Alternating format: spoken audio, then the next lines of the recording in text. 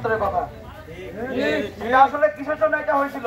এই ন্যাক্কারজনক কাজটা বাংলাদেশের ইতিহাসে কিন্তু একটা অধ্যায়, কিন্তু এই একমাত্র ভারত প্রেমী বা ভারত প্রেমীদের স্বার্থে হাসিলের জন্য বা তাদের মনোরঞ্জন রক্ষার্থে শাপলা চত্বরে সেদিনে ঘটনা ঘটছিল।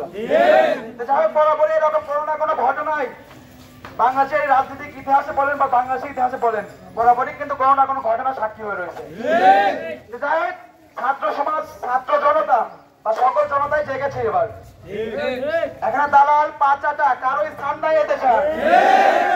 যা হবে ওপেনলি হবে, গোপনে কোনো চুক্তি সংলাপ কোনো কিছু আর হবে না এদেশে।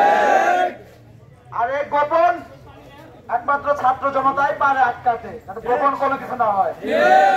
আমরা আজকে যে বিক্ষোভটা করলাম, আসলে আমাদের দেশে এই কুড়িগ্রাম আর নোয়াখালী, ফেনী, জায়গায় এরকম বন্যার পানিতে নিরীহ মা বোন বাচ্চারা কেউ রক্ষা পাচ্ছে না। এটা গভীর ষড়যন্ত্র দেশের বিরুদ্ধে। দেশের বিরুদ্ধে ষড়যন্ত্র করে লাভ নেই।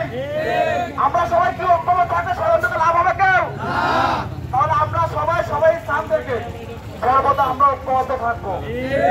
আমরা বাইরের কোনো ভক্তি চাই না, আমরা নিজেই স্বয়ং সম্পূর্ণ। ইনশাল্লাহ বাংলাদেশের বাঙালিদেরকে আজ পর্যন্ত কেউ দমে রাখতে পারে নাই। যুদ্ধ বলেন, আপনি সংগ্রাম বলেন, বিজয় বলেন, এরা সবসময় জয় হয়েছে। ইনশাল্লাহ আগামী দিনেও আমরা এই বাংলাদেশকে একটি সোনালী বাংলাদেশ, স্বাধীন বাংলাদেশ, সবার বাংলাদেশ, শূন্যতার বাংলাদেশ, আমরা আগামী বাংলাদেশটা, আমরা আগামী বাংলাদেশ, আগামী মানুষকে আমরা এই বাংলাদেশকেও ভাবতে চাই। যেখানে থাকবে সবার কথা বলার অধিকার, যেখানে থাকবে সবার স্বাধীনতা। এই বলে আমরা আপনার শেষ করছি। আসসালামু আলাইকুম। আবারও যদি কোনো অন্যায়ের বিরুদ্ধে আপনাদের ডাকা হয়, আপনারা কি আসবেন?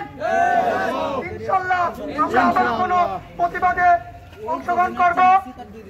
এই বলে আজকে সমাবেশ শেষ করে দিচ্ছি। আসসালামু আলাইকুম ওয়া রাহমাতুল্লাহ।